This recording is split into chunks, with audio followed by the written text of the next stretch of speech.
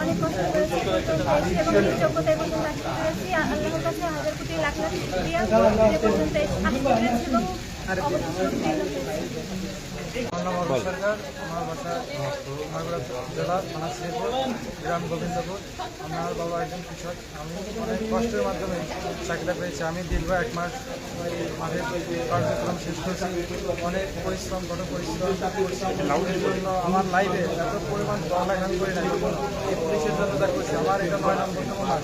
আমি আগে পুলিশের মধ্যে আসছিলাম, সেখানে বাদ দিচ্ছিলাম। আবার চেষ্টা করছি, কঠোর পরিশ্রমের মাধ্যমে আমি ফলটা পেয়েছি শতভাগ। আমার এই স্যারেরা নিশ্চয় করছে। আমি 120 টাকার মাধ্যমে আমি চাকরিটা পেয়েছি। আমি এতে খুব খুশি। আমার